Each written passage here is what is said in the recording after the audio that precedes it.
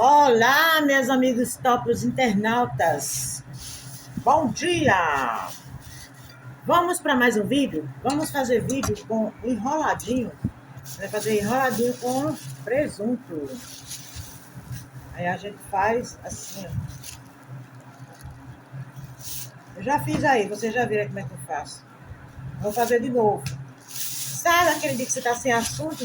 Hoje não tem bolo para fazer. A gente vai fazer enroladinho com presunto. Olha, esse pano tá assim, gente, porque já é de enxugar salsicha. Ele não limpa mais nele, é assim, carne de vinho. Isso é só para enxugar salsicha, porque um guardanapo, o papel toalha não enxuga direito. Você gasta um rolo de papel e não enxuga direito, tá? E a salsicha, para ser trabalhada, você tem que enrolar, você tem que enxugar ela primeiro, sabe? Feito um bebezinho, feito enxugar a bunda do bebê, sabe?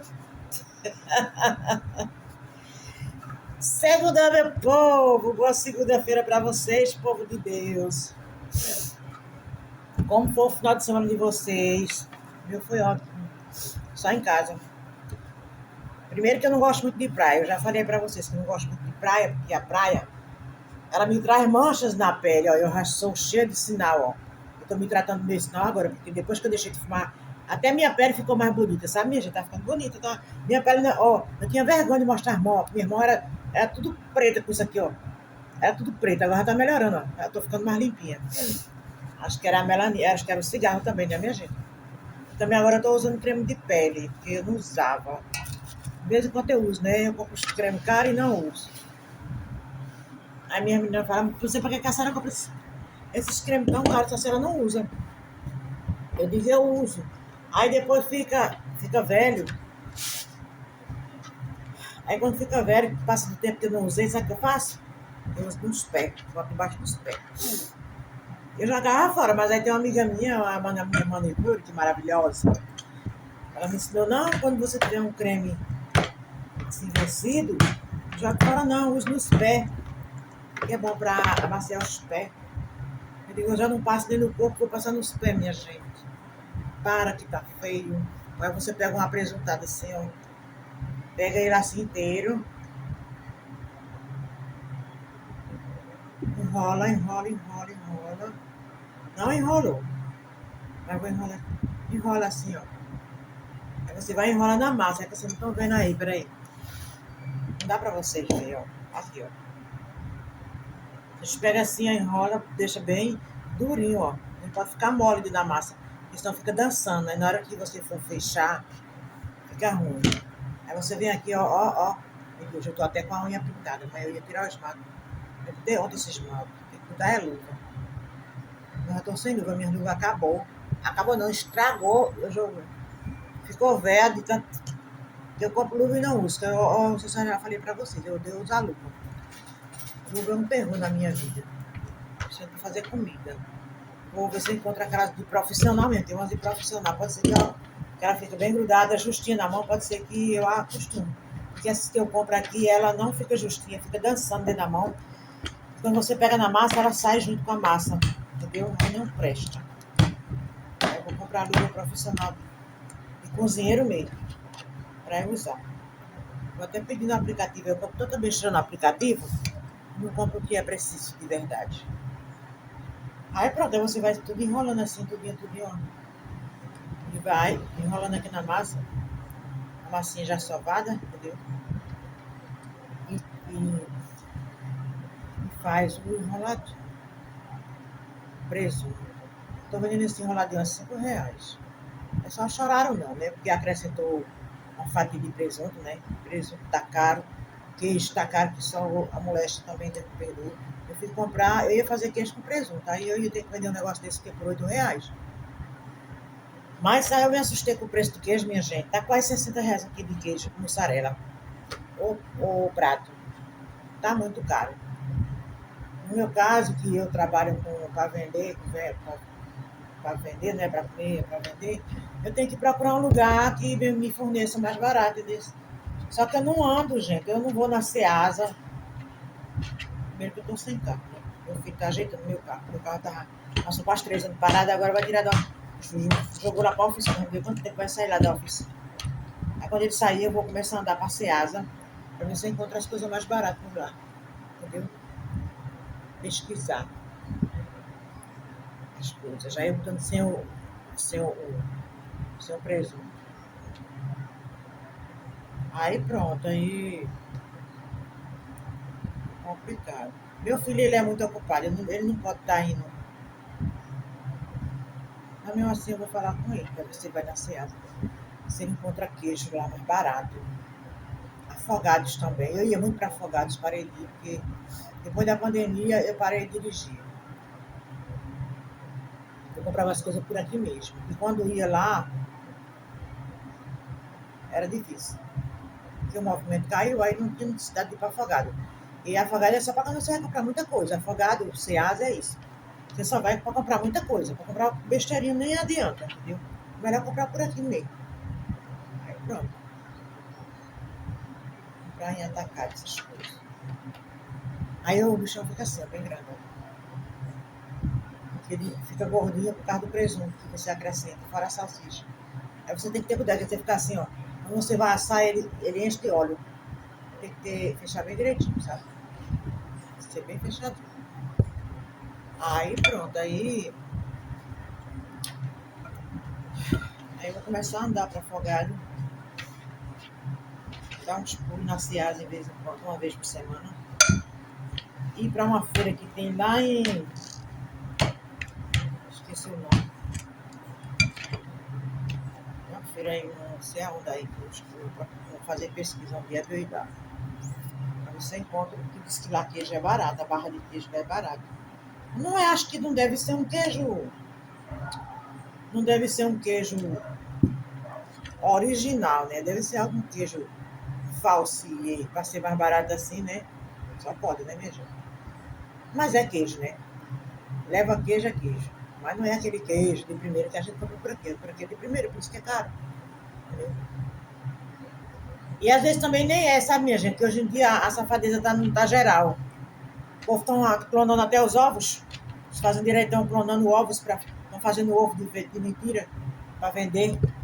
Entendeu? A gente tem mais que confiar, não, minha gente. É tudo cambalacho hoje em dia.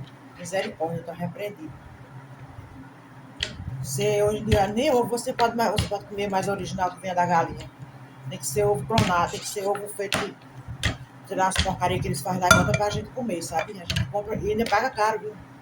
A gente paga caro pra ficar doente. Não tem mais nada saudável, minha gente. Por mais que a gente queira, não tem mais nada saudável. A gente só come coisa industrializada, coisa cancerígena. É assim.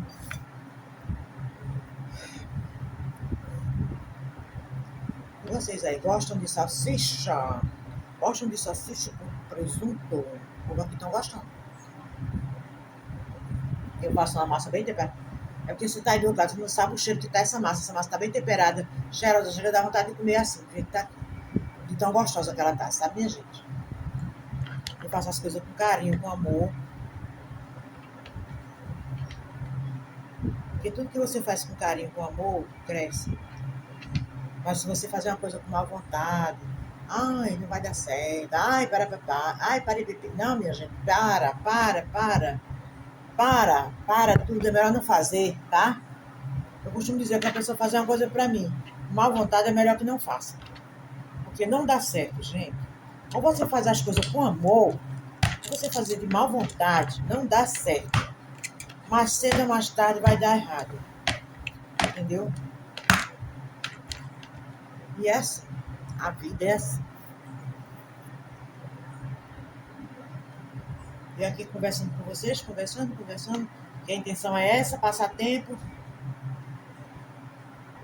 Para a hora passar. Já fiz um bocado de enroladinho aqui. Já fiz o quê? 5 enroladinhos. Vai rápido. Porque amanhã é dia de coxinha. Eu fui ver ali, tem pouco frango preparado, aí eu fui descongelei mais frango para cozinhar. E amanhã eu faço coxinha. Até porque hoje eu estou precisando ir ao médico. Hoje eu estou precisando ir ao oftalmologista. Ou na emergência, porque a minha médica falou que antes de terminar a data, que eu tô trabalhando, não tô nem pedindo gente do trabalho que tem modo, né? Eu vou estar trabalhando não. Mas a gente tem que se ajudar, né? Se auto-ajudar, né? O dia do INSS me paga é muito pouquinho, é um salário mínimo. Não dá para eu pagar nenhum cartão, entendeu? Aí pronto, aí eu tô trabalhando devagarinho. Tem dia que abro, tem dia que não abro. E é assim. E aí eu tenho que ir ao médico, porque a minha médica do INSS, ela falou para mim que meu olho tá com ponto dentro do olho. E eu não fui no médico ainda, porque eu não consegui uma vaga. Passei quase 3 horas na fila pelo celular, né, para conseguir marcar uma volta lá para esse hospital que eu quero, que é o Antônio Ventura, é o melhor aqui de Recife, é referência. Digo a você que é um hospital bom. E ainda faz problema, imagina o outro. O Redivisão praticamente me cegou, sabe? Redivisão me cegou praticamente. E fez a minha cirurgia, não me explicou que a minha cirurgia era de risco, ainda me liberou cedo para fazer as coisas. Eu meti a cara, comecei a trabalhar, fazer com fogo tudo. Oxe. Depois deu deslocamento de retina, com os problemas que já tinha, que não estava bem recuperado. Voltei para o hospital, fui para outro hospital, Antônio Ventura. Chegou lá, os médicos fizeram mais 2 cirurgias no meu olho. E eu tô aqui até hoje não estou enxergando direito, não, minha gente. Eu digo a você, quando eu fecho esse olho direito, ó, eu tô vendo só a faixa assim, ó, no celular, não tô vendo nada direito. Nada definido. Aí quando eu abro o olho é que eu vejo. Entendeu? Quer dizer, me cegaram lá. Praticamente me cegaram. Aí eu falo assim, as minhas filhas, você fala com originalidade. Você fala tão simples, me cegaram. Eu digo, foi, me cegaram. Fazer o quê, né? Eu não gosto de mentira, eu gosto da verdade. Se eu botasse na justiça, esse médico era capaz até de perder o diploma dele, mas não vou fazer isso não, sabe? Não vou fazer isso não, porque eu não sou justiceira não. Jesus é quem trabalha na vida de cada um que faz as coisas erradas e faz mal às pessoas, sabe? Eu sei que eu não sou boa, eu sou falha, eu sou ser humano, eu sou falha. Mas eu não sou tão má assim também não. Mas tem muita gente que bota na justiça só pra, né? Eu não vou fazer isso não. Jesus é meu justiceiro. Eu entreguei na mão de Deus. Se Deus achar que eu devo voltar a enxergar direito, ele vai me dar minha visão. Quem vai me dar é Deus, não é o homem mais não. É Deus, não vai ser o homem. Até porque o homem ele já é usado por Deus para fazer as coisas. E ele faz as coisas erradas. Mas sabe por que é isso, minha gente? Porque o pessoal vão para a escola, vão para a faculdade, não estudam. Vai para a faculdade só de brincadeira. Muita gente de 100 se tira um, dois que passa na faculdade sabendo das coisas certas. Passa por passar, porque está pagando, às vezes está pagando, paga particular, né? É particular. Está pagando, vai passar de todo jeito. Entendeu? Agora, a gente que vai passar pela mão deles é que estamos em risco disso. A gente está arriscado de ficar cego, morrer na sala de cirurgia, tudo isso. Sabe por quê? Porque ele não estuda direito. Ele não faz as coisas direito, porque ele vai para a escola e não estuda. Vai só brincar, entendeu? Brincar, namorar. Então, eu digo a você que está aí do outro lado, quando você for fazer uma faculdade, vá para o colégio, estude. Faça as coisas direitinho, que você vai ser um médico, uma médica pro resto da vida. Mas se você não fizer direito, fizer a médica que fizer aqui no meu olho, fizer em outra pessoa, você é capaz de perder seu diploma. Então eu lhe digo, estude. Vá para a escola para estudar. É um conselho.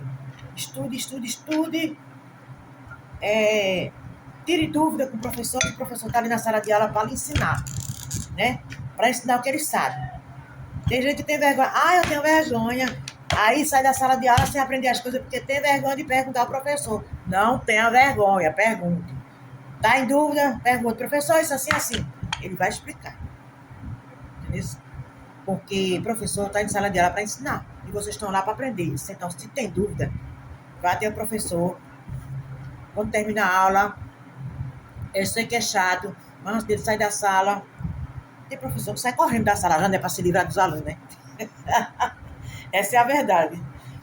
Mas, assim, tem professor que sai por último da sala, deixa os alunos sair. Ainda tem a educação, até nisso também, né? Deixa os alunos sair da sala para poder sair. Já tem outros que não, sai correndo primeiro que os alunos, né? Dando-se os alunos lá e sai da sala, correndo. Mas sabe o que é isso, gente?